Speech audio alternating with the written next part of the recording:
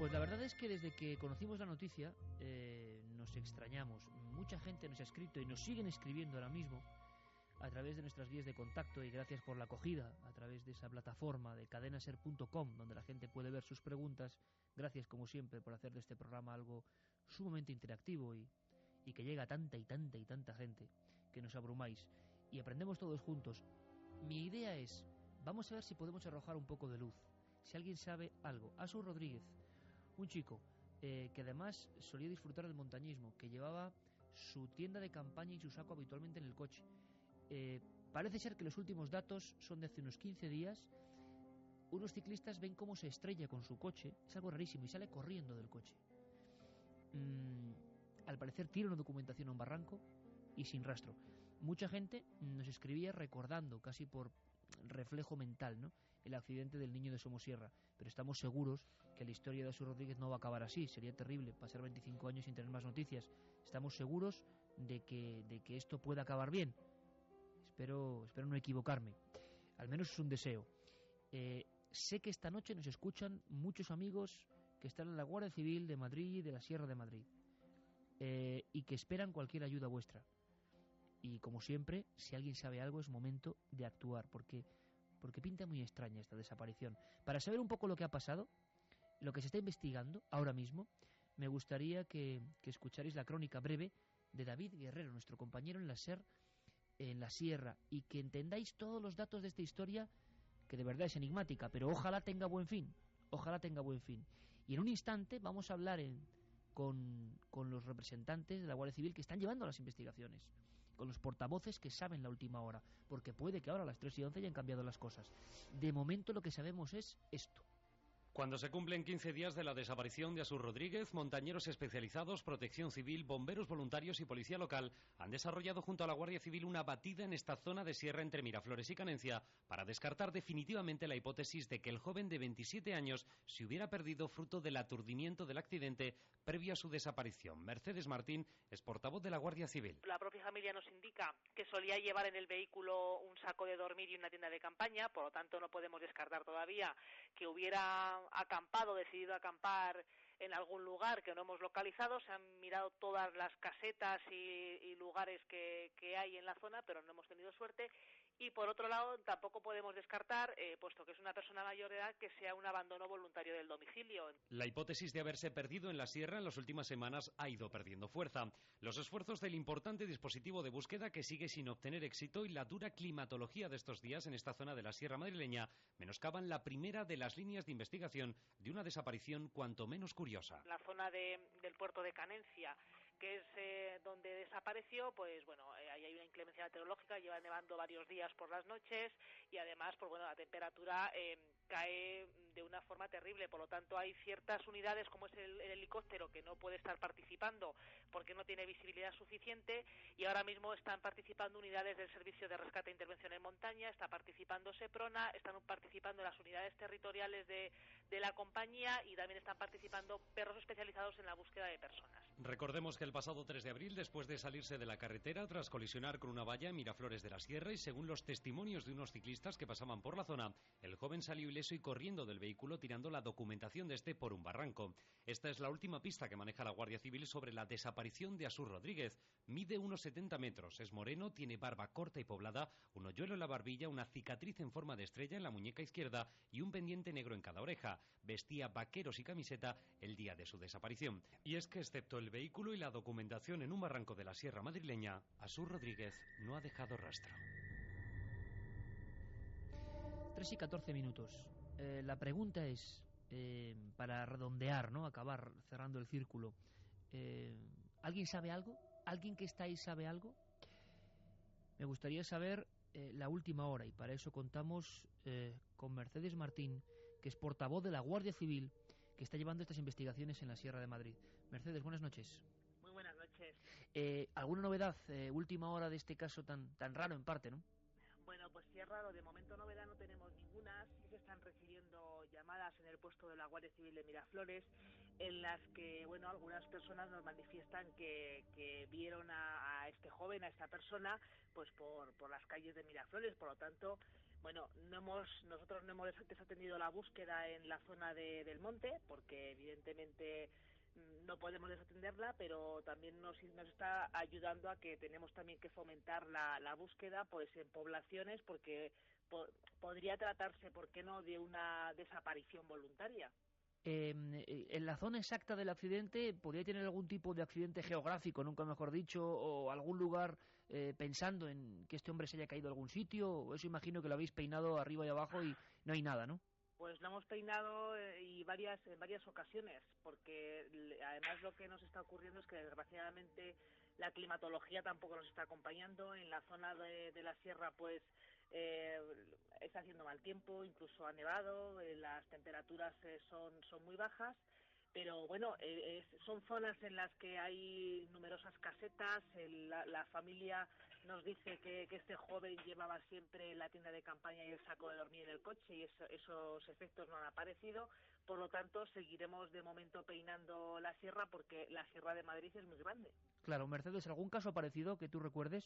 Bueno, pues tenemos un caso que además es reciente, que es el que ocurrió por las Navidades con un joven en Manzanares, en el cual tampoco hemos abandonado la búsqueda, y ahí sobre todo están incidiendo los compañeros del Servicio de Rescate en Montaña, que ellos mismos reconocen que se están encontrando con enseres que jamás pensaron que localizarían. Hemos recuperado de momento gran cantidad de guantes y de efectos de montaña que están siendo reconocidos por los familiares, sin que tampoco haya habido suerte hasta ahora. ¿Y de este último muchacho también se ha encontrado algún tipo de prenda o algo? Nada. Desgraciadamente de momento no hemos encontrado nada, pero bueno, nosotros la esperanza tampoco la perdemos. No sabemos si este hombre estaba herido. Quienes le En un vieron el accidente, ¿había algún tipo de... ¿Se puede saber si era un accidente más o menos grave o algo leve? Bueno, el accidente, el coche realmente dice que era un accidente bastante, cuanto menos, aparatoso. Al parecer dio 2 vueltas de campana y finalizó en una zona de recta, pero los testigos presenciales del accidente lo que nos manifiestan es que salió corriendo del coche. Se han comprobado centros de salud y hospitales, y bueno, pues no ha acudido ninguna persona que corresponda ni con las características ni con la identidad de este joven. Y vosotros que vigiláis constantemente y el tráfico, pues bueno, con todo lo que tiene, ¿no? ¿Es habitual, Mercedes, yo no sé si es estado de shock o qué puede ser, son hipótesis desde luego, pero que alguien pierde incluso la orientación, el sentido de la realidad después de un golpe? Hombre, después de un fuerte golpe, normalmente pues incluso hay pequeñas pérdidas de memoria. Lo que ocurre es que cuando alguien tiene esos síntomas, lo más habitual, y todos los estudios dicen que lo que se hace es buscar ayuda.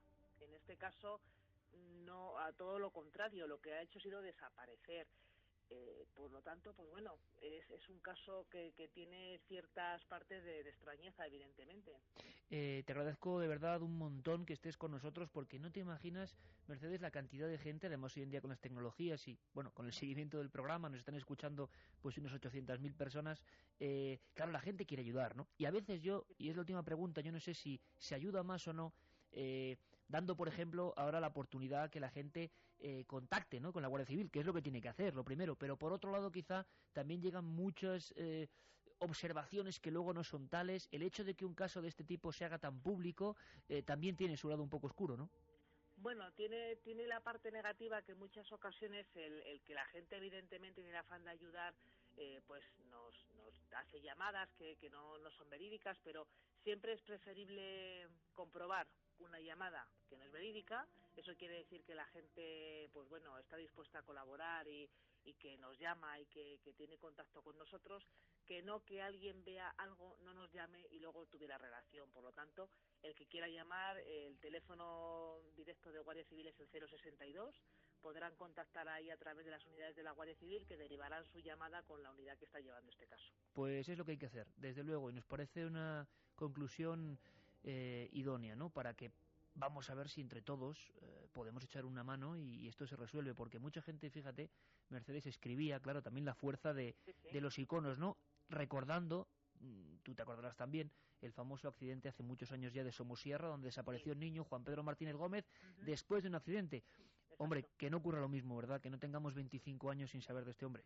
Efectivamente, lo suyo es que, sobre todo para la tranquilidad de la familia, y bueno, yo quiero animar, porque igual Asur nos está escuchando, que bueno, pues que cuanto menos, si por lo que sea se ha ido voluntariamente, que bueno, una llamada a sus padres, por lo menos los tranquilizará y también evitará que, bueno, pues que le estemos buscando si él no quiere regresar. Mercedes, te agradecemos toda la audiencia, un montón, que estés a estas horas y gracias por la labor que hacéis. Gracias. Muchísimas gracias a todos, gracias. Manda un SMS al 7640. Escribe la palabra milenio, espacio y lo que nos quieras contar. Comentaristas de Milenio 3. Sabemos que siempre hay alguien al otro lado. Gracias a toda la gente de la Guardia Civil, que además sabemos que nos sigue especialmente porque son los que vigilan la noche y los que saben tantas cosas. Si algún día nos dejaran hacer una desclasificación de archivos de la Guardia Civil, madre mía, íbamos a encontrar cosas maravillosas del ámbito del misterio, por ejemplo, porque son los que están ahí, los que están hablando con los testigos, los que primero llegan. En fin, ojalá tengamos buenas noticias, pero esto pinta raro. Hay mucha gente que desaparece en la montaña española, no se habla mucho de eso, pero mucha más gente de lo que las personas creen. Hablamos de grandes cordilleras en el mundo, viajes, expediciones, y sin embargo hay sierras españolas bien traicioneras que tienen todavía un cupo de desaparecidos, de los que no se ha encontrado nada, demasiado alto para lo que es España, ¿eh? Sí, la verdad que sí. Yo además aquí veo un elemento a añadir bastante claro. Vamos a ver, aunque Asur tuviera un conocimiento amplio de la Sierra de Madrid, hay que pensar que el perderte o el desorientarte en una sierra es bastante fácil. La cantidad de montañeros y de gente que ha desaparecido, hasta buscando setas, que son casos curiosos, que ha desaparecido y nunca más se ha encontrado, pues es amplio en España. De todas formas, sí hay un elemento que cuando escuchábamos la entrevista me parece fundamental, y es que yo lo he visto en mi vida en 2 ocasiones, y es una amnesia parcial. La gente está acostumbrada a pensar que cuando te das un golpe en la cabeza importante, puede haber un caso de amnesia total. Eso jamás lo he visto, pero yo he visto 2 casos de amnesia parciales en mi vida, pues porque durante muchos años he jugado a rugby, y lo que he visto en la cara de mis 2 compañeros es un rostro de pánico. Pues claro, cuando sales del estado de semi-inconsciencia, que puede durar poco, medio minuto, unos segundos, claro, es que no recuerdas cómo has llegado allí ni qué haces allí. Yo, por ejemplo, recuerdo los 2 casos que he visto. El primero fue jugando con la Facultad de Derecho en Granada, pues un compañero mío, y me decía, me reconocía, me decía: Juanje, pero ¿qué hago aquí? ¿Qué hago vestido así? Ni siquiera era consciente de ser jugador de rugby. Sí, era consciente de ese juego de rugby, sabía que yo era su amigo Juanje, que estaba... Pero no, ¿qué hacía ahí? No, ¿qué hacía ahí? Ni recordaba las últimas horas, no recordaba que había almorzado, no recordaba... Sabía que tenía que jugar un partido, pero no sabía ni cuándo se había vestido, ni qué hacía allí, y era una cara de pánico. Claro, pero yo digo, muchas horas. En un lugar como Miraflores de la Sierra, que tampoco es, el confín, con muchas carreteras, ¿nadie lo ha visto este chico? No, pero yo a lo que iba es, imagínate que te pegas un golpe en la cabeza importante, no tienes a nadie a quien reconozcas, y tienes una sierra alrededor que además piensas que puedes conocer un poco el campo y te quieres apegar a lo que conoces, y este chico, ojalá me equivoque, pero tiene muchas papeletas para poder verse extraviado. Ojalá que siga. Tenía una serie de problemas, que al parecer estaba un poco depresivo por últimos acontecimientos que habían ocurrido en su vida, como el perder a un abuelo, también un asunto con una perrita a la que quería mucho, que estaba un poco deprimido, con lo cual también apuntan la posibilidad de que pudiera haberse ido totalmente consciente. Pero lo del accidente es lo que nos suena raro, ¿no? Dos vueltas de campana. Es que a lo mejor ya es lo que le hizo ya reaccionar del todo y querer dar un vuelco, no de coche, pero sí a su vida. Claro, ¿y dónde está? Es decir, no se desaparece tan fácil. Oye, que muchas personas luego desaparecen y a los 25 años han aparecido, y están en otros países y han hecho otra vida y no han querido saber nada de la vida que tenían ojalá antes. En última instancia sea esto antes de una desgracia, ¿no?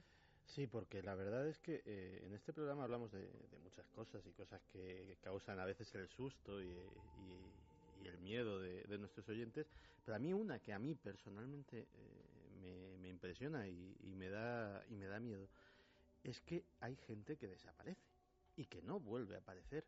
En los archivos policiales Nunca. Ahora mismo hay cerca de 12.000 casos, unos 200 de menores que están pendientes de resolver.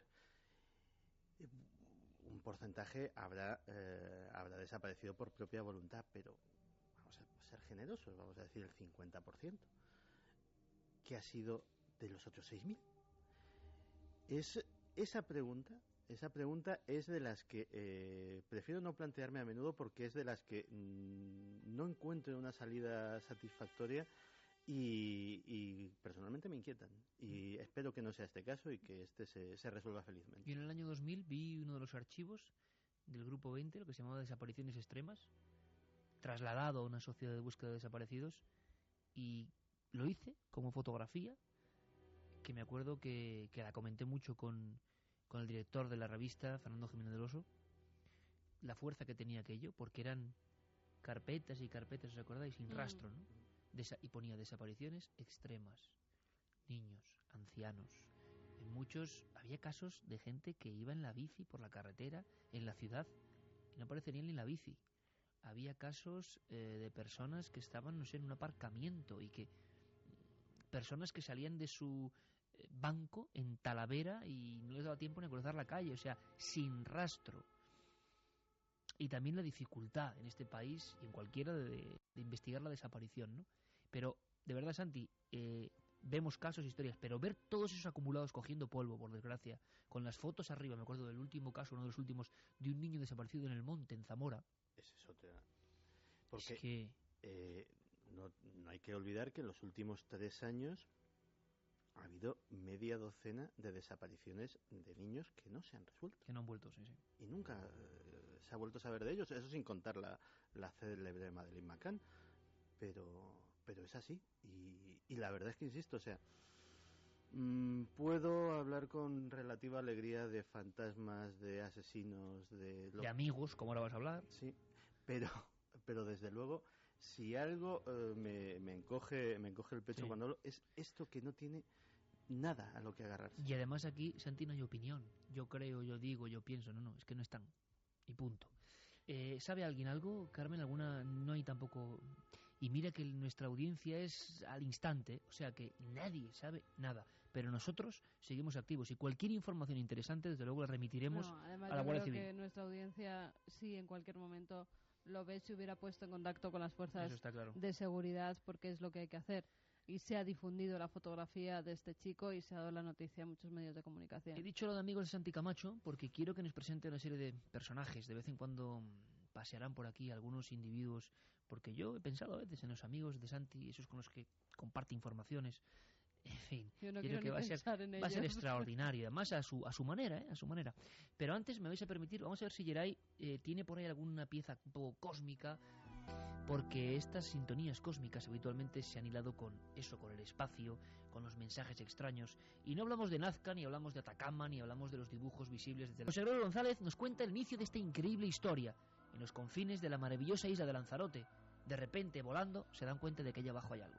Bueno, la verdad es que esta historia tiene ya unos meses de existencia. En el otoño pasado empezó a circular una información sobre unos círculos ubicados en el Rubicón, círculos de grandes dimensiones, creo recordar que unos 8 aproximadamente, que obviamente de estas fotos aéreas evidenciaban artificialidad, no parecían algo natural, y se especuló en aquel momento con la posibilidad de un interés arqueológico. Incluso ya algunos compañeros de los medios de comunicación deslizaron la palabra Atlántida por medio, ¿no? Bueno, algunas comprobaciones que pudimos realizar a través de ciencia21.com terminaron por verificar que se trataba de marcas recientes que los expertos han determinado como marcas para la construcción de una instalación hotelera que finalmente no se llevó a cabo, y que probablemente esto debió de suceder en torno a los años 70. Y claro, nuestro amigo José Gregorio y todo el equipo de Vigelen, de Ciencia21.com, intentaron saber qué había ahí exactamente, para datar eso. Se dieron cuenta de que, caramba, había más que círculos, mucho más que círculos. Y fue una comprobación muy sencilla. Lo que hicimos fue las fotos actuales que habían despertado el interés, las comparamos con fotografías anteriores de los años 60, años 50, años 70, y comprobamos cómo efectivamente en fotografías con más de 20, 30 años de antigüedad ya no aparecían. Entonces, esa parte quedó clara, pero de manera simultánea al poco tiempo surgieron también otras fotografías aéreas de una flecha ubicada en Ajache, también estamos hablando del mismo municipio de Yaiza, aunque en otra localización, y se mencionaba también en una información dada por la web lanzarotecanarias.com otras estructuras o formaciones que recordaban humanoides. Bueno, con estas hicimos lo mismo exactamente, es decir, la flecha es realmente espectacular, es muy llamativa, tiene aproximadamente unos 150 metros de largo, está fragmentada, con un trazado que, bueno, parece especialmente cuidadoso, simbólico. No nos imaginemos una línea recta y ya está, sino hay que imaginarse como una flecha, pero compleja, ¿no?, en su trazado. Por lo tanto llama mucho la atención. Tiene una punta con forma como de corazón, y bueno, se ha especulado también que se puede representar una constelación, en concreto una constelación que se denominaría exactamente así, la flecha, y que podría estar presente también como símbolo en otras partes del planeta.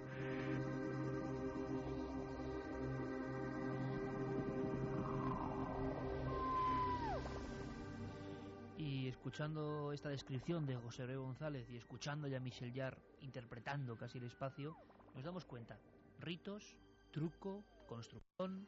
La investigación de José Gregorio y su equipo continuó. Había que saber desde cuándo estaba esa flecha ahí, qué es lo que indicaba. Lo que nosotros hicimos fue exactamente lo mismo. Aplicamos el mismo procedimiento en esta zona concreta que se ubica entre el barranco de la Higuera y el barranco de la Casita, la zona de los Ajaches, que es una zona protegida, un monumento natural protegido, y comprobamos que hasta hace 5 años esa flecha no existía. Por lo tanto es una formación, un diseño reciente, que ignoramos cuáles pueden ser los motivos. Probablemente pueda tener algo que ver con el turismo de la zona, no sé, algún proyecto artístico que no ha sido hasta el momento definido tampoco, pero tampoco son antiguas, es decir, con lo cual volvemos a encontrarnos con la creatividad de algunos lanzaroteños o foráneos que van allí y hacen este tipo de formas, ¿no? Y finalmente, bueno, hay otra formación que parece una figura humana muy esquematizada, pero en este caso creo que es un capricho de la naturaleza. Cuando observamos desde el aire pues terrenos volcánicos, y en Canarias pues obviamente esa es la norma, pues nos podemos encontrar con curiosidades como esta, y máxime en una isla como Lanzarote, que tiene un vulcanismo muy reciente.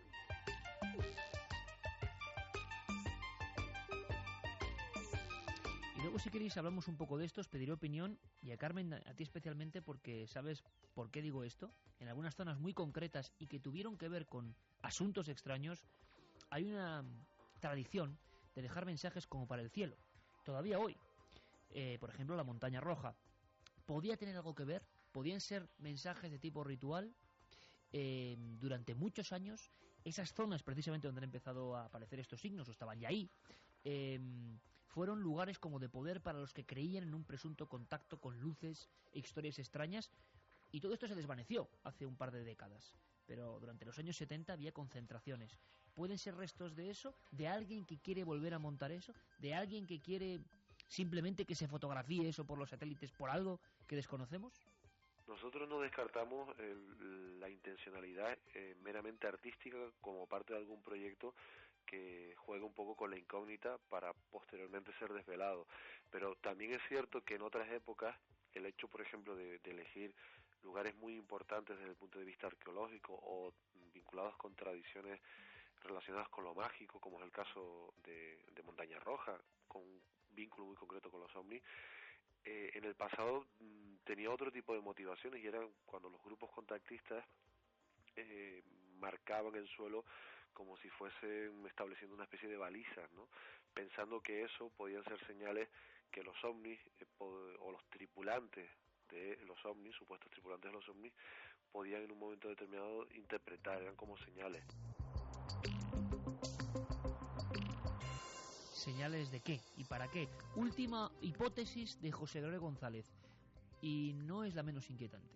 Si me permites la expresión, globosondas, es decir, estrategias para que algunas personas puedan caer en la trampa y creer que eso es arqueológico, que eso tiene un valor y una antigüedad mucho mayor, y digamos que caigan en una especie como de trampa informativa o periodística. ¿Y trampa para qué? Se acumulan las preguntas que se pueden debatir ahora. Jaime Rubio, uno de los primeros divulgadores de estas fotografías, nos habla a su manera de lo que él interpreta en esa flecha. Los pocos que lo han visto, porque es una cosa muy reciente, ¿no? Pero vamos, arqueólogos y escritores especializados en el tema han dicho que, por ejemplo, el tema de la flecha localizada en un parque natural donde no se puede entrar y que está localizada por el satélite de Google, la flecha, por ejemplo, pues no tiene ninguna explicación, porque lo primero que estábamos pensando nosotros es que aquello podía ser algo de tipo aborigen, ¿no? Prehispánico. Pero dicen los especialistas de Lanzarote que es un poco complicada esa teoría, porque aquello es una zona volcánica que entró en erupción en 1750 y por tanto la lava lo hubiera cubierto todo. Entonces la idea de los especialistas es que aquello tiene que ser más reciente. Lo que no saben es cuándo se pudo hacer eso. Jaime Rubio insiste en lo protegido del lugar. Un lugar donde no es fácil estar haciendo una obra sin que uno lo detecten. Bueno, de ser así, los artistas lo han hecho para obtener un gran impacto. Lo han hecho en un lugar sagrado prácticamente de Lanzarote.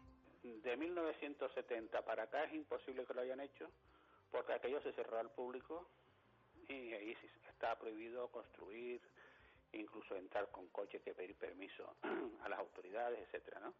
De manera que cualquier piedra que uno remueva allí, pues le puede caer una sanción, incluso penas de cárcel, ¿no?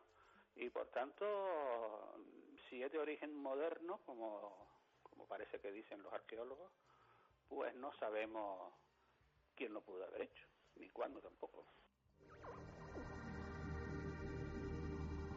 Han tomado fotografías, han sobrevolado la zona y ha habido expertos de diferentes países ya, curioso, que han estado midiendo casi las formaciones. ¿Por qué tanto revuelo? Porque no es solo la flecha esta gigante de 150 metros.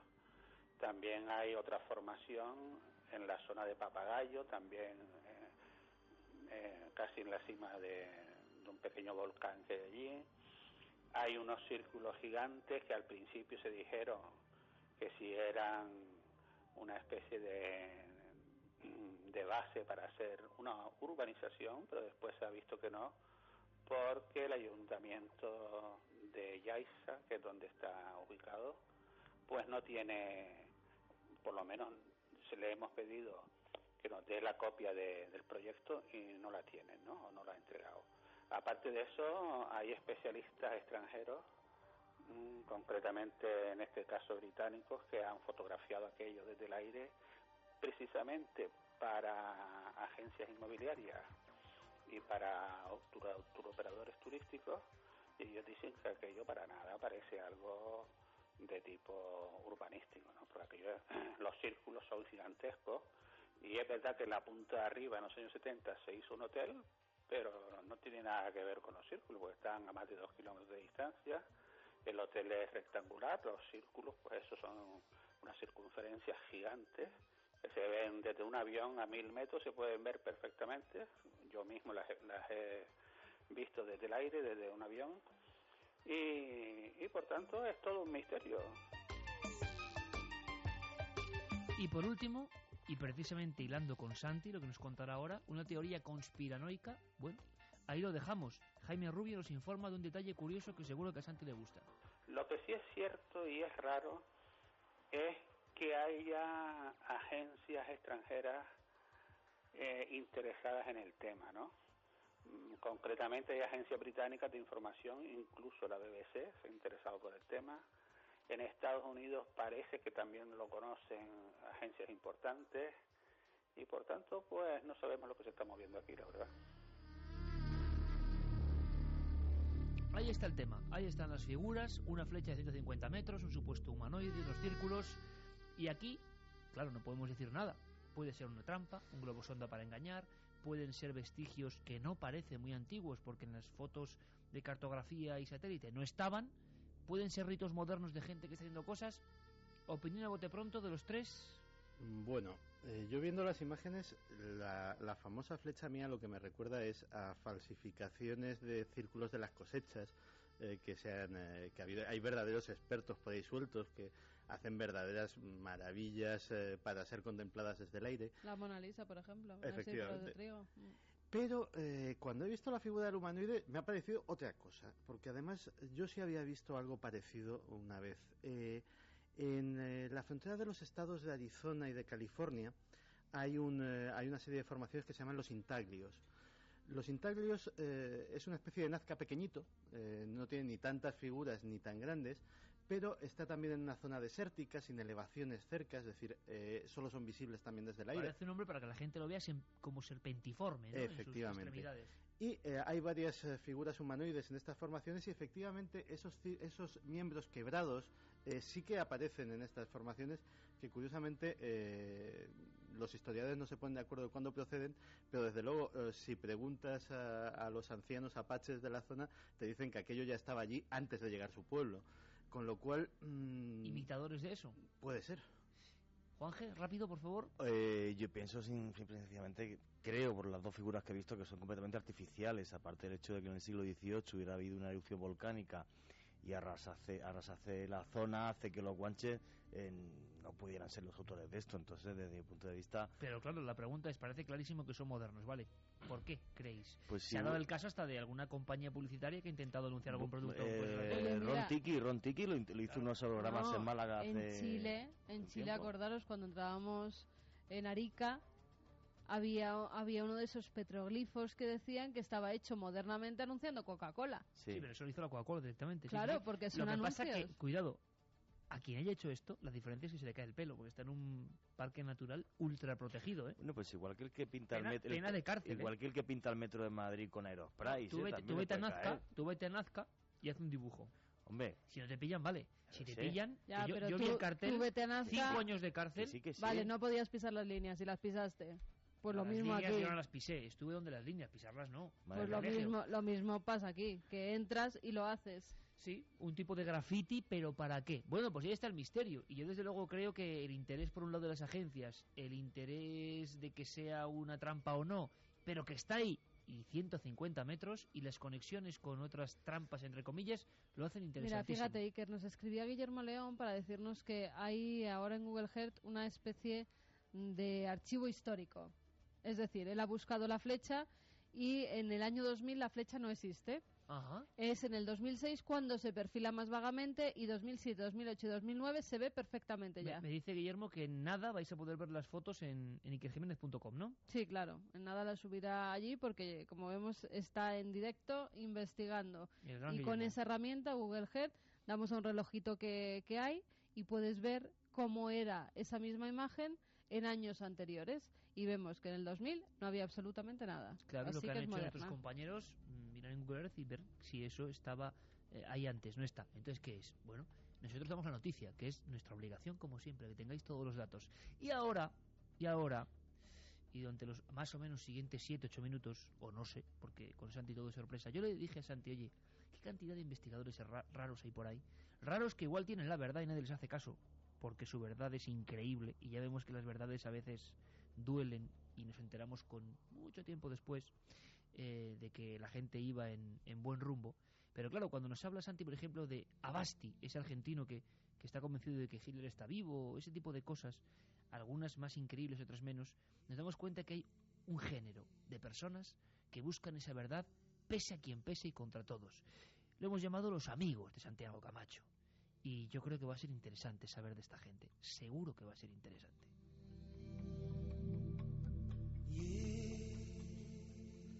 Pues Iker, cuando me propusiste esta sección, estuve pensando mucho quién se merecía realmente inaugurarla.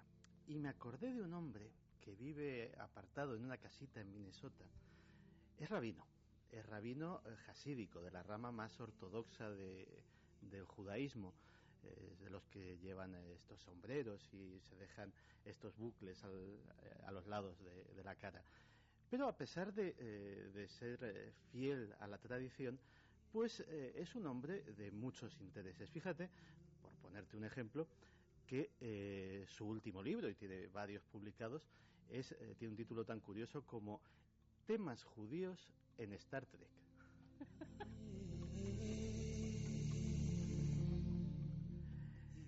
El rabino Jonathan Gershon es, entre otras cosas, el presidente de la Asociación de Trekkies Judíos. Pero esto lo contamos como anécdota para que veamos lo peculiar del personaje. No desdice nada de otra parte de su trabajo, que es la que sí que nos interesa. Y es una parte que tiene algo que ver con temas mucho más terribles.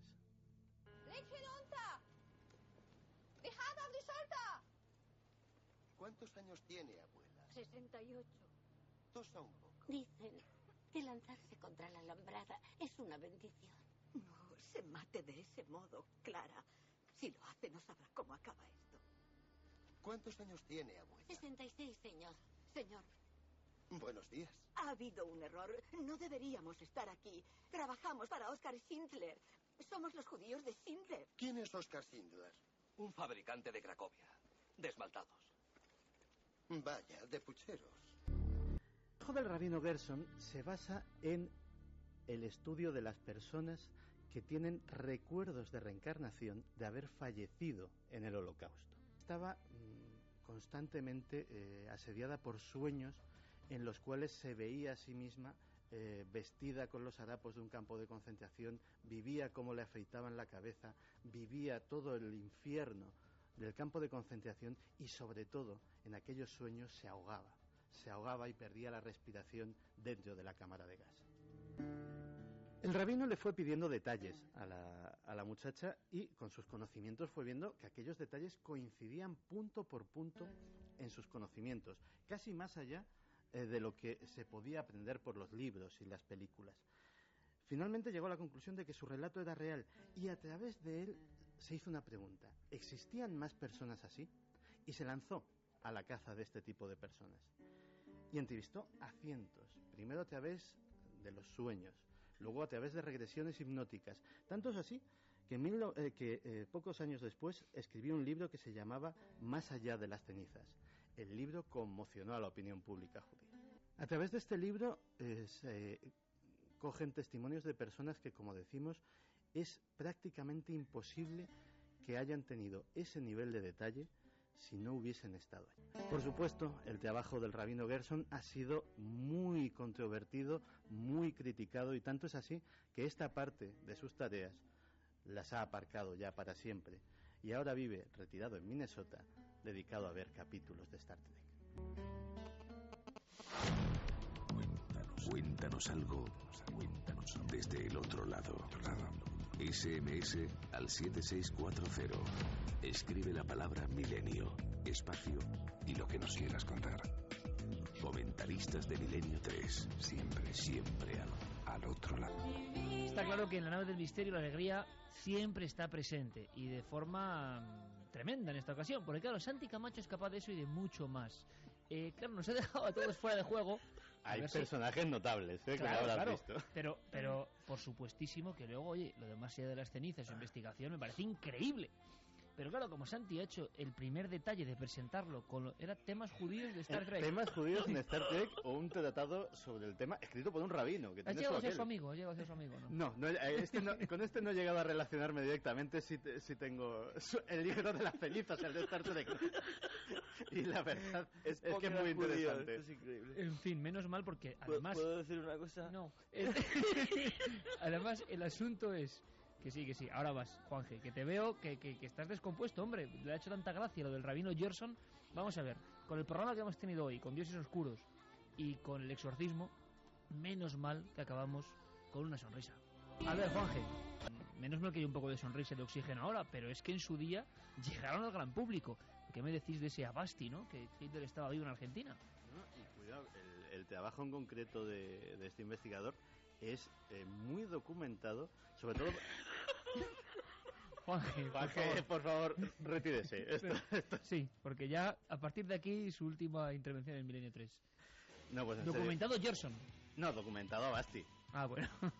Lo de Gershon ya es otra cosa. Bueno, la semana que viene, ya sabía que esta sección iba a ser realmente polémica, la semana que viene el famoso libro que todo el mundo tiene en mente de Elvis vivo, con su cinta. Bueno, ¿cómo alguien puede darle crédito a eso? ¿Cómo alguien puede hacer un libro de eso? ¿Qué tipo de gente es esa? ¿Os acordáis de cómo era Mel Gibson, ¿no? En Conspiración, el taxista, y que luego al final tenía razón? Bueno, pues esa es la idea. Reírnos un rato, por favor, no reírnos de nadie, ni mucho menos, pero sorprendernos de que haya teorías de este tipo tan alucinantes. Son, nunca mejor dicho, los amigos, ahí estaba la sección, de Santiago Camacho. Hay que dar las gracias, Iker, con esta música a todos los amigos que nos han escrito a cadenaser.com. Ahí es como una especie de chat. Allí se van publicando los mensajes y luego puede la gente leérselo durante todas las semanas y también dejar sus preguntas, que nosotros a lo largo de la semana las podemos ir recogiendo. Así que buena idea. ¿Alguna pregunta sobre Gerson? Esa nueva vía de contacto no. La gente yo creo que está tan por los suelos riéndose como aquí, que Juanje, ¿no? Más o ni menos. siquiera pueden escribir en el ordenador. Después también ha habido muchos mensajes sobre los dioses oscuros y, como no, sobre esa extraña desaparición que se ha producido en Miraflores. Además nos dicen pues que por la nieve y el frío puede estar desorientado. Si llevaba la tienda de campaña y no está herido de gravedad, ¿por qué no se miran las cuevas? Apuntan esa posibilidad, que se haya resguardado en alguna cueva. Es que han pasado muchos días ya, ¿eh? Si alguien sabe algo, por favor, de Asur 062, teléfono a la Guardia Civil. También dicen que no es un poco extraño que alguien que acaba de tener un accidente en el que da 2 vueltas de campana sea capaz de salir corriendo sin que ninguno de los testigos sea capaz de alcanzarle. Saludos desde León. Eran unos ciclistas quienes lo vieron, y imagino que, claro, ves esa escena de un coche que se choca, alguien sale corriendo. Tiras la bici y sales ¿no? corriendo detrás de él. Es lo normal, ¿no? Pues no lo sé. Este caso está lleno de preguntas y ojalá en esta semana que viene podamos responderlas. Ha sido un placer y hemos acabado hasta con sonrisas, cosa que se agradece en este tiempo, en fin, tan complejo que estamos viviendo. El gran Santiago Camacho, mis respetos como siempre, maestro, un fuerte abrazo. Otro para ti. Mañana vamos a tener robots en Cuarto Milenio, mañana aparte de muchas cosas. A tener amiguitos. Pero allí, físicamente, ¿eh? Sí, vamos a tener amiguitos metálicos. Mira, creo que vamos muy pronto, ¿eh? Creo que vamos muy pronto. Sobre las 11:15. En fin. Sí, Juanje, anda, como te has pasado mal hoy. Muchas gracias, la verdad que Santi eres mi ídolo, ¿eh? Debo reconocerlo. Eso siempre. Lo de que Spock es judío. Fermín Agustí, como siempre, gracias, compañero. Carlos Largo, Yeray Martínez, como siempre, gracias. Y ahora mañana.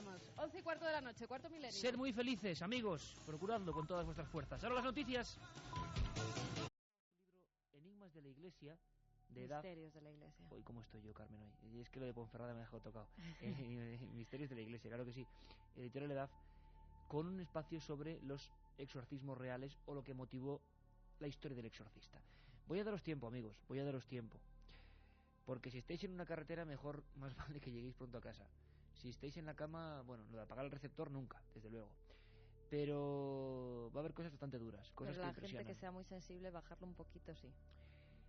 Por eso mismo sorteamos ese libro hoy, ¿no? 3 ejemplares, Carmen.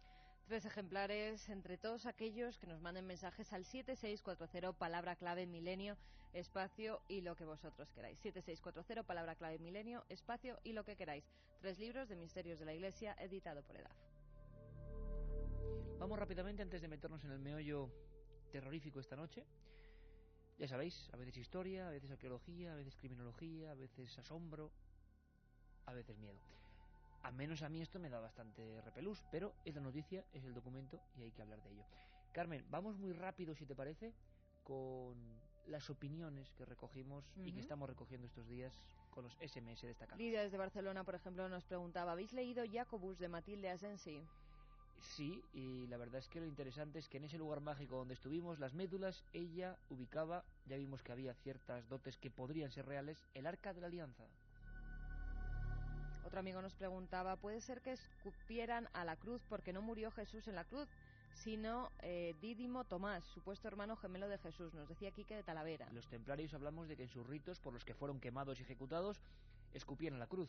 Javier Sierra, allí en vivo, en Ponferrada, nos explicó que eso podía ser una simbología de que no era escupir a Cristo, sino a todo lo que significaba aquella crucifixión, a los que crucificaron a Cristo. Pero hay teorías también mucho más disparatadas, en mi opinión, como la de que Jesús tenía un hermano. Menudo tema. En referencia a eso también, Lucas de Almería nos decía, los templarios escupían a la cruz porque descubrieron que Jesús no murió en ella, sino que arribó hasta costas francesas. José Luis de Valencia, ¿el catarismo proviene del maniqueísmo? Maniqueísmo, sí, dicen muchos que viene de esa división rotunda entre un mundo bueno, un mundo malo, fuerzas del bien, fuerzas del mal, y una creencia muy dividida en ese aspecto. Los cátaros, hablamos de ellos, los cátaros de León, único caso quizás de personas herejes cristianas que fueron también quemadas, fue un programa duro, y que sobrevivieron de alguna manera. Bueno, ahí estaban, creemos que sí, que hay una raíz maniqueísta, como dice la filosofía, en esta gente extraña que renegó de la Iglesia, a la que consideraban corrompida y a la que consideraban que se había apartado de las verdaderas palabras de Jesús. Otra amiga nos decía: cada programa me sorprendéis más, os escucho siempre, vivo junto a uno de los cementerios más antiguos de Lanzarote y ahora estoy sola en casa. También Óscar de Bilbao: ¿qué libro recomendáis para saber más sobre los caballeros templarios? Vamos muy rápido porque sabéis que los libros son básicos en nuestro programa. Yo recomendaría, por supuesto, el de los dos invitados que estuvieron, magníficos, Mariano Fernández Urresti, Los templarios y la palabra perdida, Los templarios y la palabra perdida, tomad buena nota, de EDAF. Javier Sierra, Las puertas templarias, para ver desde otra óptica el tema, Martínez Roca lo editó, y, importante, Nicholas Wilcox, o lo que es lo mismo, Juan Eslava Galán, hizo La lápida templaria. Dos novelas con mucha realidad para meterse en el tema. Y si queréis dos apuntes más, dos libros magníficos. Uno, Los enclaves templarios, de Juan García Tienza, Los enclaves templarios, un recorrido por la España donde estuvo esta gente, apasionante, fotográfico, lo hizo Martínez Roca. Y por último, Los templarios y otros enigmas medievales, de Eslava Galán, editado por Planeta. Yo creo que es un buen repóquer. Antonio desde Getafe: ¿hay alguna conexión entre los templarios y el priorato de Sion? El tema que está en boca de todo el mundo, todas las revistas, todas las películas, todos los detalles, Código da Vinci, Priorato de Sion, Rennes-le-Château, templarios, cátaros, enigma sagrado. Bueno, va a haber muchas novedades. Yo tengo que adelantar que nosotros, Carmen, con mucho escepticismo, estamos queriendo contar, escribiendo, viendo, no sabemos, a veces adelante, a veces atrás, toda esta historia tan extraña y tal y como lo hemos vivido, además muchas veces con Milenio 3. ¿Os acordáis que hicimos dos programas sobre el Código da Vinci? Cogimos nuestro coche y que nos fuimos hasta Francia a recorrer toda esa zona para emitir desde allí algunos documentos. Bueno, dentro de muy poco, pues noticias importantes. Más preguntas sobre ese mismo tema. ¿Los pergaminos que encontró Berenguer Saunier procedían de los cátaros? Una de las teorías es que Berenguer Saunier, ese cura de Rennes-le-Château, espero que hayáis oído el programa, se encontró un tesoro que podía ser unos documentos de aquellos últimos cátaros que, casualidad, habían sido exterminados en esa misma zona. La historia es tan apasionante que por eso nos hemos metido en ella. Tenemos, Carmen y yo, una idea, que es intentar contar a gente como nosotros, o sea, que ni se cree nada ni se deja de creer, que simplemente quiere toda la información fácil y sencilla, toda esta historia, todas las implicaciones, todo lo sectario, todos los fraudes. Puede ser un camino apasionante. Si Dios, el destino, la providencia, o la casualidad, o las fuerzas que haya lo quieren, pronto podremos, digo yo, finalizar esta obra titánica. Guzmán nos pregunta: ¿dónde, cómo, cuándo la biblioteca de los templarios? Ese tema me apasiona. Pues ya lo veis, Ponferrada. Tuvimos a el concejal de Cultura, director del Museo del Ferrocarril, Jesús Couriel, que se ha propuesto, y nos lo dijo en vivo en Ponferrada ante todos vosotros, la única quizá biblioteca templaria del mundo especializada para saber la historia y para ayudar a los investigadores. Ojalá lo consigan. Desde este momento tienen todo el apoyo de Milenio 3. Óscar de Ávila nos dice: después de llegar a Ponferrada ayer y no conseguir entrada, decidir a Santiago, Las Médulas, Cruz de Ferro y muchos otros pueblos. Pues bueno, aprovechó el viaje, desde luego, aprovechó el viaje, pero me da mucha pena. Óscar de Ávila, como tantos y tantos amigos fieles que van de otras partes, y eso es un problema, porque no sabemos. ¿Habrá algún día una posibilidad de reservar entradas para la gente que viene de fuera? Es que no lo sabemos. Os lo decimos sinceramente, es que no suele ocurrir. Los programas cuando salen va la gente de allí, pero no de fuera, de otras partes. Eso provoca una serie de problemas importantes. Intentaremos solventarlos. Yo os doy un consejo como amigo: siempre que haya un programa de Milenio, haya o no haya entrada, yo, desde luego, yo iría. Y luego estoy seguro que de alguna manera, mejor o peor, podrían ver ese espectáculo que yo creo que siempre es inolvidable para nosotros y ojalá para vosotros. Óscar, ánimo. Y Pere Villores nos decía: me gustaría que me contarais alguna historia sobre los exorcismos que se realizaron en el santuario de la Balma. Bueno, pues más apropiado imposible. Un día penetraremos en ellos. Yo estuve con nuestro colega Fran Contreras investigando, ¿te acuerdas, Carmen? Esa historia, en esa zona de la Balma. Hicimos una serie de reportajes. Hubo un reportero español magnífico, se llamaba Lardo Prats, y hizo un trabajo tremendo. Uno de los primeros trabajos donde se mostraba la España profunda y negra, la España de los exorcismos. En las cuevas de la Balma se hacía espiritismo primitivo, se hacían rituales extraños, la gente se contorsionaba, gritos en las cuevas, mujeres enlutadas, ojos en blanco, gritos, alaridos, lenguas extrañas.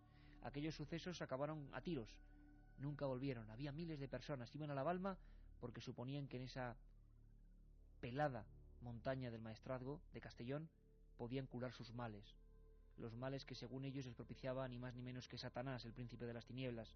Tradición y España negra. Por cierto, aquellos reportajes, periodismo que da 1000 vueltas al de hoy en día, se llamaban 3 días con los endemoniados. Y yo le digo a Carlos Nicolás, en la del misterio, porque él ha estado escuchando los documentos, que nos metemos en materia, respiramos todos fuerte y, como Milenio sabéis que es la montaña rusa de sensaciones, vamos a viajar a lo más profundo quizá de la mente, de la ignorancia, del diablo de verdad, quién sabe. Xenoglosia o glosolalia. Ya lo sabéis, 7640, palabra milenio. Hoy nos interesa más la opinión vuestra que nunca. Queremos que seáis nuestros observadores, escuchadores de cabecera. ¿Qué os inspira todo esto que vamos a escuchar? Esta investigación, como siempre, en vivo. Carmen Portero, autora de Misterios de la Iglesia. Y repito lo del libro porque hoy lo sorteamos y porque empieza con una historia así, que vuelve a estar de actualidad. Adardo Prats hizo su libro en 1929. Han pasado prácticamente 80 años y esa figura sigue estando más viva que nunca. Lo vemos porque el mal existe. El mal existe y lo estamos viviendo. Tiene muchas formas. En algunos lugares lo representaban, ¿os acordáis del Pancho en Garganta la Olla, en Extremadura? Algunas personas decían que el diablo adaptaba formas que fueran perceptibles, que fueran de nuestro entorno cultural. Se aparecerá de forma diferente en Asia que la que adoptará para un pastor extremeño. ¿Os acordáis de la historia del Pancho? Que iba en mitad de una montaña, que se encerró en su covacha y que de repente escuchó a una mujer que decía: tengo frío, tengo frío. ¿Os acordáis que la leyenda que mató de verdad a ese hombre, cuya tumba está en Garganta la Olla, abrió la puerta y vio una especie de monja? Encendió la lumbre, aquella monja no miró el crucifijo y comprobó que tenía patas como los chivos. ¿Xenoglosia o glosolalia, Carmen, qué es? Pues es el hablar lenguas desconocidas para aquella persona, pues además, si quieres te doy el significado concreto, porque viene del griego glosa, que quiere decir lenguaje oscuro, y de lalein, hablar lenguas ocultas, lenguas extrañas para la persona. Nosotros hemos sido testigos de algunos de esos casos, tanto después de que una persona haya sido hipnotizada y haya regresado en teoría a vidas anteriores. Esa persona estaba en Albacete, tan solo conocía su idioma, el castellano, y de repente, nadie sabe cómo ni por qué, comenzó a hablar una extraña lengua que uno de los profesores que se encontraba allí identificó como inglés, pero del siglo XII o XIII.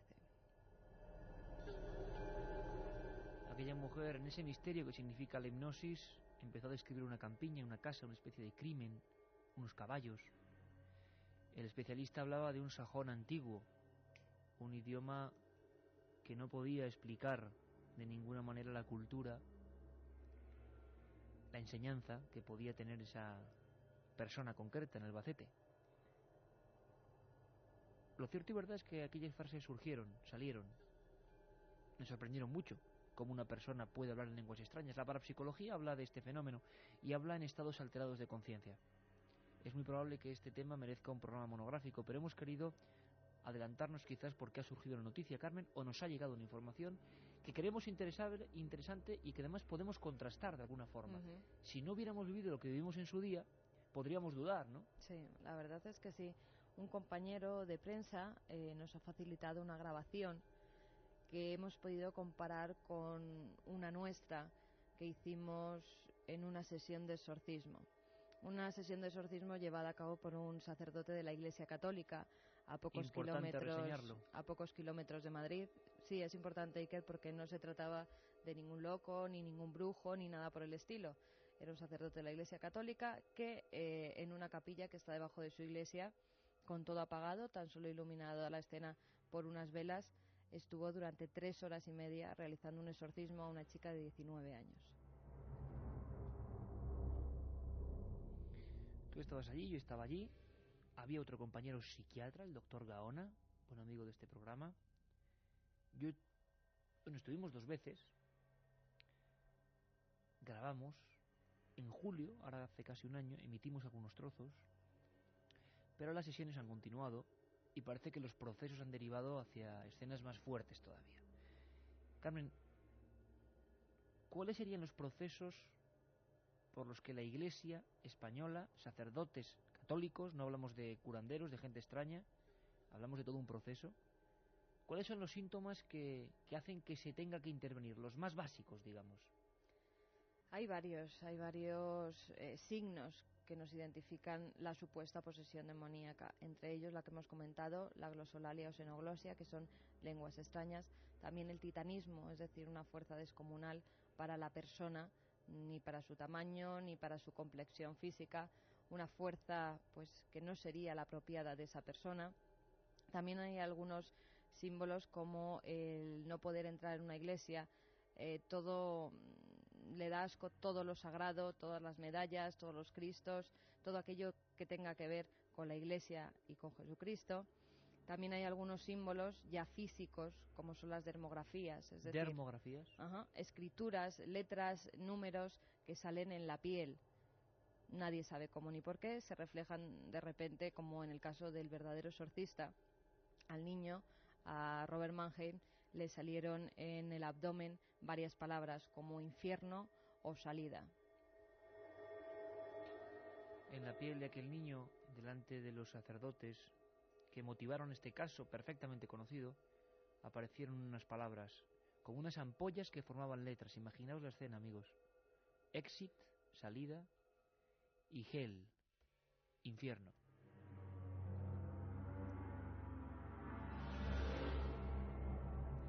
Para que nos ambientemos un poco, Carmen, aunque más ambientado es imposible, porque estábamos allí, repetimos, estos procesos de exorcismo por parte de la Iglesia han continuado. Se habría llegado a la última fase, que es la xenoglosia. Además han continuado y con hoy en día los exorcistas oficiales tienen que pasar por una criba, es decir, no todas aquellas personas que se crean poseídas van a ser exorcizadas. Un psiquiatra, un psicólogo tiene que evaluar la mente de esa persona, porque muchas veces puede tratarse de enfermedades mentales. Para descartar eso, siempre el sacerdote tiene que estar con un doctor. Yo te voy a contar una cosa ahora mismo, que no es broma. Estoy mirando aquí al estudio 1, todo en penumbra, a don Carlos Nicolás, que menos mal que tiene luz. Me ha pasado una cosa muy curiosa. ¿Tú te acuerdas, y no es broma, amigos, es que no estoy yo, no bromeo, ¿tú te acuerdas de lo que le ocurrió a Paloma Gómez Borrero? Ella estaba preparando una entrevista con Corrado Balducci, uno de los exorcistas del Vaticano y de Roma, y estaba muy obsesionada. Entonces se metió a investigar el tema del diablo, empezó a ver viejos libros que impresionan, libros que abres y aparecen con figuras extrañas, con viejos grabados, y un cuervo negro entró dentro de su despacho. Un cuervo negro que empezó a pegarse contra las paredes y a dejarlas llenas de sangre. Un cuervo negro que rompió algunas de las páginas con sus garras y que se alejó. Es muy curioso porque yo, minutos antes, cuando los compañeros del informativo estaban dando las noticias, yo me he marchado solo al servicio, hay que decirlo así, a lavarme rápidamente las manos para entrar de nuevo en antena, tal y como ha sido. Y Carlos Nicolás, que viene hacia los pasillos. Bueno, he recorrido todo el pasillo, eres testigos, compañeros, Antonio Bravo, que también está por ahí. Y nada, me he metido en el baño. Es una casualidad, pero ya sabíamos, estábamos preparando este tema. Este tema siempre da casualidades. Yo no sé por qué, pero siempre da casualidades. Me he metido en el baño y por la ventana se ha metido una especie de insecto absolutamente extraño, un insecto normal y corriente, revoloteando de una forma atronadora justo cuando he entrado. Y es la única vez que he entrado en el servicio de la serie, estaba todo a oscuras. Entonces la sensación que he tenido ahí dentro, con ese revoloteo total, me he acordado inmediatamente, Carmen, de la historia de Paloma Gómez Borrero, y he dicho, igual es mejor no tratar este tema hoy. Pero ahí va. Nosotros vimos a esa chica encorvándose, sacando la barriga hacia afuera, doblando como una U su columna, con la boca completamente abierta y los ojos en blanco. Vais a escuchar a un sacerdote de la Iglesia Católica hablando con ella, y vais a escuchar lo que puede ser xenoglosia o glosolalia. Es duro, Yo afirmo que es duro, pero tenemos el compromiso siempre de informar a los oyentes. habrá que comparar estas palabras, pasárselas a personas expertas en lenguas antiguas, arameo, quién sabe. Y seguiremos la investigación. Lo que queremos es que, como siempre, seáis los fieles de Milenio los primeros en escucharlo. ¿Vamos con ello, Carmen? Vamos con ello, Carlos. Atentos. En el nombre santísimo de Jesús, venga. Reza la salve. Reza la salve. En el nombre de Jesús, reza la salve. En el nombre de Jesús, reza la salve.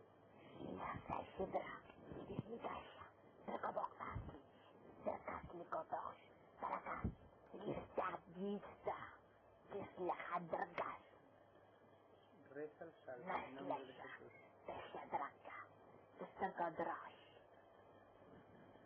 En el nombre santísimo de Jesús, reza la salve. Reza la salve. En el nombre de Jesús, hazlo. Hazlo en el nombre de Jesús. Para que sirva de testimonio, para que haya venga.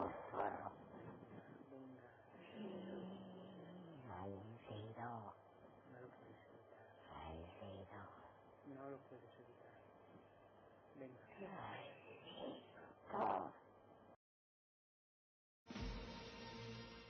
La otra realidad. Fenómenos extraños. Misterios sin resolver. Milenio 3. En la SER. Si quieres viajar a lo desconocido, no dejes de leer El Archivo del Misterio, de Iker Jiménez. Los libros del tercer milenio publicados por Editorial Edad. Ya a la venta El Enigma Nazi de José Lesta, El Código B de David Zurdo, Top Secret de Santiago Camacho, Magos y Reyes de Marra y Bueno y El Camino de Santiago de Mariano Fernández Urresti. Si te gusta el misterio, esta es tu colección. Parsifal desde Alcañiz, Teruel, nos dice: me ha parecido entender malnacido. Hay algunas palabras que sí que se entienden en español, como... Escalofrío que me ha dado. Sí, malnacido, incluso yo creo que dice en un momento dado zorro o algo así. Zorro, malnacido. Palabras siempre malsonantes contra el cura, ¿no? Que Otro será... amigo nos dice: soy Eduardo de Alicante. Yo tengo una prima que sufrió un exorcismo. Estaba poseída por una bruja de la Edad Media. Uf. Claro, es que entramos en lo ancestral y yo quiero que se me entienda, y sé que soy absolutamente pesado, pero quiero que se sepa que ni la cadena SER ni Milenio ni nuestros periodistas opinan de estos temas, los exponen, con documentos absolutamente exclusivos para que vosotros opinéis.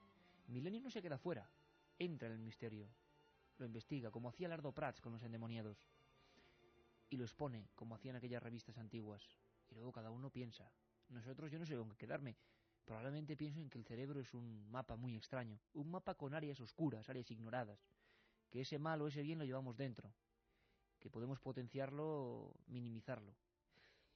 Me costaría creer mucho que ese demonio, si es que es algo y existe, y va con esas capas negras, con esas patas de cabra, como dicen en un pueblecito de Cuenca, persigue a los viandantes hasta que estos cierran la puerta y lo oyen rascar. Bueno, esas leyendas en el fondo hablan del mal. Cuando escuchamos algo sentimos que ese mal está ahí. Pero puede ser la ignorancia, puede ser la incultura. ¿Se está haciendo bien con este exorcismo? ¿No estaría mejor esta chica con un psiquiatra? ¿O acaso el psiquiatra no puede comprenderla porque uno en lo más profundo cree que está endemoniado? El problema es terrible. Xenoglosia y glosolalia, otros hablan de esto. En Milenio lo escucháis. Alex desde Granada nos dice: totalmente increíble, tengo los pelos de punta, nunca mejor dicho, la realidad supera la ficción.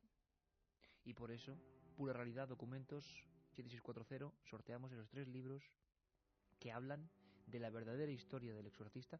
Hay que decir que tu libro, Misterios de la Iglesia, Carmen, mucha gente no puede leer el primer capítulo. Me lo han dicho, porque está en la historia de Robin Mannheim. Yo no sé por qué me viene una imagen. Y además también, Iker, comento algunos otros exorcismos que se llevaron a cabo en España, algunos totalmente increíbles, como el de Zaragoza, donde una niña literalmente salió volando por encima de unos bancos en la iglesia. Antes de la Guerra Civil, en Zaragoza, el exorcista era el padre Francisco de Paula Solá. Casos que están ahí, casos que nos hacen dudar, casos que en pleno siglo XXI, en el 2004, en la era de las comunicaciones, nos indican que hay algo más. Me ha dejado muy impresionado ese mensaje. Mi hermana tuvo un exorcismo, estaba poseída por una bruja del medievo. ¿Quién sabe que se mueven estas cosas? Sabemos que muchos exorcismos, como en el Albaicín, como en el caso de Almansa, acabaron con muerte. Se ha matado más en nombre del Dios Salvador para quitar a alguien el demonio del cuerpo que al revés. Hay que tener mucho cuidado con todo esto. Yo creo que el demonio tendrá muchas cosas que hacer antes que meterse en cuerpos de personas. Creerse endemoniado es como creerse maldecido. Solo existe, creo yo, en quien lo cree. Pero hay gente que lo cree y el fenómeno social está ahí. Y los micros de la SER tienen que estar ahí. Hay una segunda parte, ¿no, Carmen? Hay una segunda parte donde se escuchan también unos gritos terribles, porque son casi animalescos, que es otra de las características que tienen los endemoniados. Ajá, y me gustaría que profundizaras en eso. O sea, que se transforma la voz.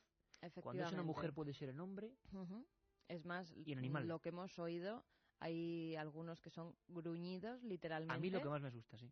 Parecen gruñidos.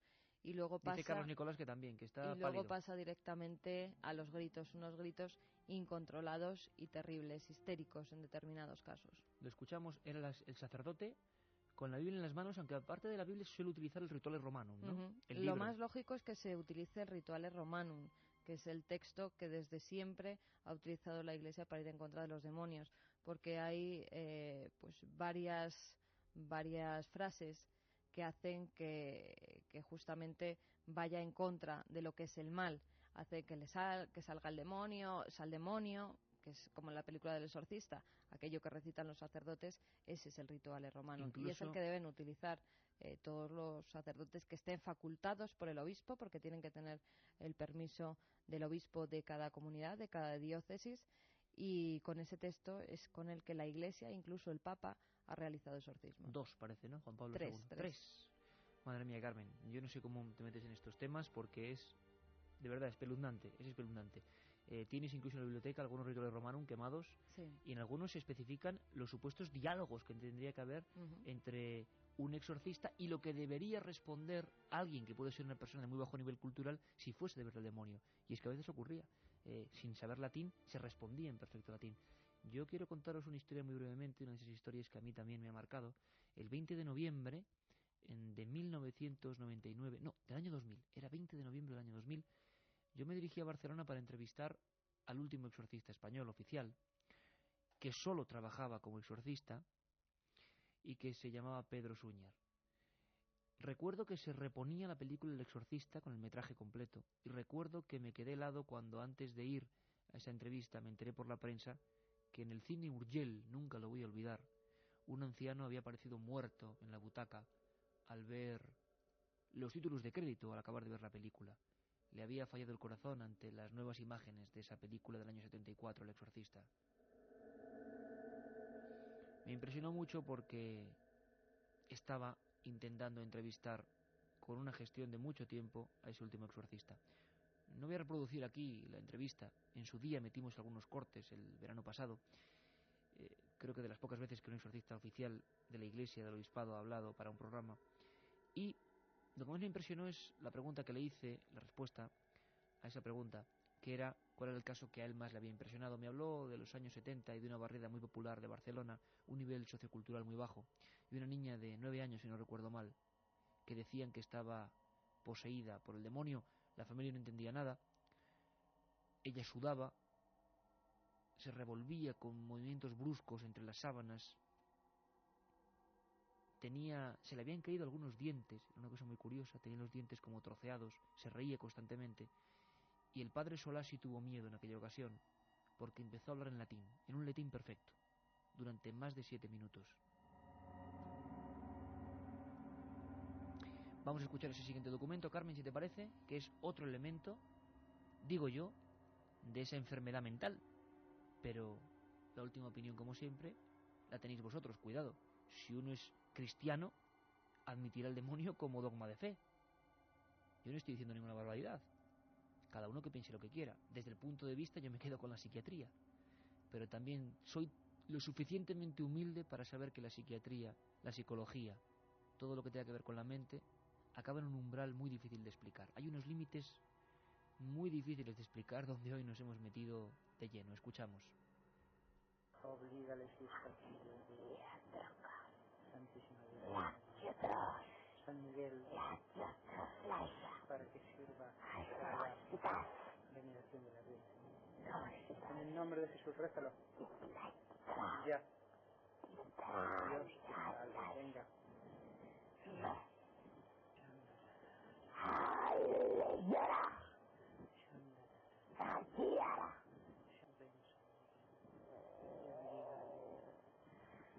venir a coger.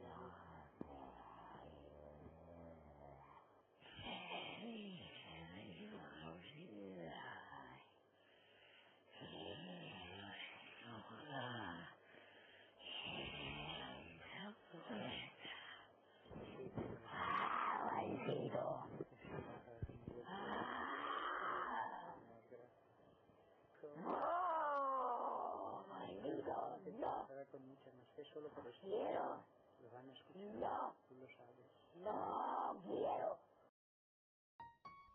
Qué fuerte es esto, es espeluznante. Trabajo en una gasolinera, turno de noche, yo sola. ¿Esto es verdad? A mí me suena a enfermedad mental. ¿Es verdad? ¿Y puede ser una enfermedad mental? Desde luego yo prefiero pensarlo. Soy Juan y será casualidad, pero justo cuando habéis puesto la grabación se ha parado un gato negro delante de mi cabina y se ha quedado mirándome.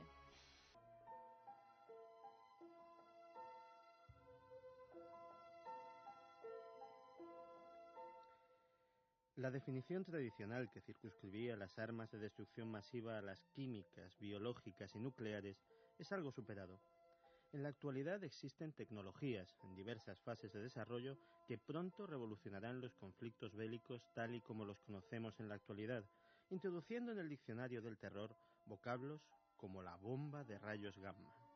Los científicos militares estadounidenses se encuentran en las últimas fases del desarrollo de una espectacular arma que mata a través de la liberación de una gigantesca descarga de rayos gamma de alta energía. Esta nueva bomba, que tiene la ventaja de que, como la bomba de neutrones, produce una cantidad de contaminación muy baja en la zona donde se ha empleado, facilitando su potencial ocupación o colonización posterior, desdibuja lo que sería el límite entre las armas nucleares y las convencionales, y según diversos expertos en armamento consultados, podría suponer el inicio de una nueva carrera armamentística entre los Estados Unidos y otras naciones que no desean quedarse atrás.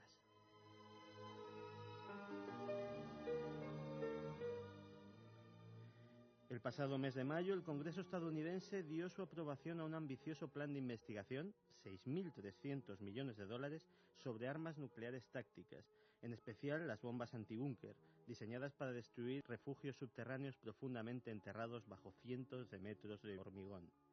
También se ha priorizado el desarrollo y fabricación de las llamadas mini-nuques, pequeños artefactos nucleares con cabezas de menos de 5 kilotones.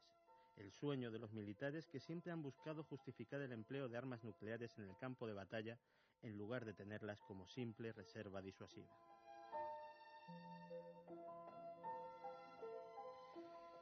Por desgracia, y dentro de sus posibilidades, China, Rusia y otras potencias con capacidad nuclear no parece que vayan a quedarse atrás en estos desarrollos, y ya se rumorea la existencia de proyectos similares en diversas partes del mundo. Sin ir más lejos, el gasto militar ruso aumentó un 33% en el pasado año, y parece que se va a multiplicar por una cifra similar en este.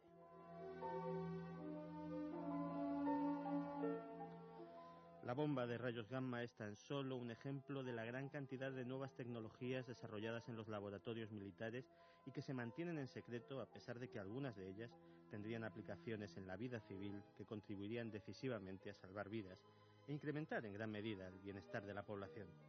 Son proyectos de los cuales los gobiernos niegan todo conocimiento, pero de los que seguiremos informando en las próximas semanas. Como siempre, aquí, en Milenio 3.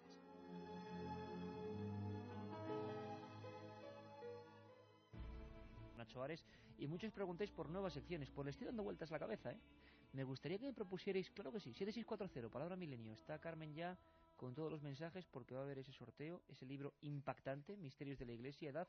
Me gustaría mucho que me dijerais, empiezo el concurso ya, ¿qué secciones queréis para la nueva temporada de Milenio? Que estamos ya prácticamente en ella con todo lo del verano. Ideas, así como está Santi Camacho, así como está Nacho Ares, me gustaría que me contarais nuevas secciones. ¿Qué interés tenéis? ¿Qué temas? ¿Qué cosas? ¿Qué invitados? También os digo una buena noticia. Parece, no digo nada más, que dentro de no mucho tiempo vamos a montar un buen tinglado, una buena alerta de vigilancia de los cielos. Otros, como el viejo amigo Antonio José, les la llamaría alerta OVNI. Todos muy preparados. Os queremos a todos de corresponsales. Una conexión con todas las partes del mundo. Todos los amigos de Milenio mirando al cielo. Una noche inolvidable. Bueno, vamos rápido con la biblioteca. Una noche como hoy tiene que haber libros. Más apropiado imposible. Miedo y literatura. Lo editó Edad Ensayo. Autor Luis Martínez de Mingo. Luis Martínez es doctor en filología, había hecho varios estudios, pero es el primero, parece, en España, sobre conexión de miedo y literatura. Es muy interesante porque además podemos aprender muchísimo. Nos habla de la Inglaterra victoriana, de autores absolutamente conocidos que empezaron a hablar de espíritus. Nos hablan de cuando se puso en el siglo XVII y XVIII de moda la magia negra y había libros de ese tipo, libros que desvelaban conjuros, historias, casos, crímenes. Nos hablan de la ciencia ficción en España que tuvo el miedo como protagonista. Nos hablan, cómo no, de los fenómenos paranormales, los fenómenos sobre todo relativos a las apariciones, al espiritismo y cómo han influido en escritores importantes. Creo que es realmente importante también hacerse con este libro, leerlo y comprender que a veces donde leemos ficción hay mucha más realidad de lo que imaginamos. Miedo y literatura, Luis Martínez de Mingo. Y rapidísimo tu libro, que me has traído un libro de esos que me dan un mal rollo, Carmen, de tu lado de la biblioteca, que es espantoso. Lo llevaba en la cartera y es que daba hasta grima, era una cosa rara. A aparecer aquí la persona extraña entre los exorcismos. Literariamente sí. Bueno, son los temas que me gustan, que le vamos a hacer. Pues hoy traigo las larvas del ocultismo, estudio teórico y simbólico del ocultismo. El autor es John Billingbrook, es de la imprenta de Juan Puello y fue publicado en 1916. ¿Y ahí está el original? En el libro el autor nos habla de asuntos como la cábala y asegura que el principal fundamento de esta ciencia estriba en la interpretación de la Biblia y en el arte de hallar significaciones ocultas. O sea, ¿me hablas de 1916? Y ya gente hablando de códigos en la Biblia, qué curioso. También hace referencia a los signos y emblemas cabalísticos como el círculo mágico que sirve para resguardarnos de los ataques malignos o los talismanes. El autor dedica un capítulo a la magia blanca o teurgia, que trata de influencias celestes o benéficas, y también a la magia negra o goecia, que hace referencia a espíritus infernales o negros que divide en 6 tipos. Nada mejor para esta noche. Qué adecuado. Belcebú, que es el jefe de todos los demonios, Leonardo, el rey de los brujos, Niexca, al que se deben las inundaciones, naufragios y todos los accidentes que ocurren en la navegación, Gop, que promueve los hundimientos y los terremotos, Peralda, que hace que se produzcan huracanes, rayos y lluvias torrenciales, y Dijim, el señor infernal del fuego. Miedo y literatura, y el tuyo era Las larvas del ocultismo. Madre mía. Un libro que se puede conseguir, que ahora mismo sale de la imprenta, y otro que hace mucho que murió. O no, los libros nunca mueren, que salió de la imprenta, que dejó de venderse, pero que puede ser recuperado y que si lo veis merece la pena, claro que sí. Vamos a ir rápidamente con muchos de los mensajes. Estalla el 7640. Hay 3 ganadores que daremos en el último minuto. Y sobre todo, otra cosa, aparte de las secciones, de vuestra comunicación constante, preparaos porque dentro de poco, aparte de Alerta OVNI, aparte de temas de exorcismos, de un montón de cosas, especial Código Secreto de la Biblia. Estáis preguntando muchas cosas, sabéis que ya está el libro de David Zurdo, Código B, queremos tenerlo aquí, queremos tener todo lo que ha pasado con el código y queremos saber los grandes fallos del código. Sería otra óptica para no creernos tanto quizá eso de que el futuro está escrito. Yo desde luego no me lo creo. Pero bueno, otras cosas aciertan. Vuestras preguntas, desde ya, porque van a haber muchas y habrá que seleccionar sobre el Código B. Y ahora, lo que habéis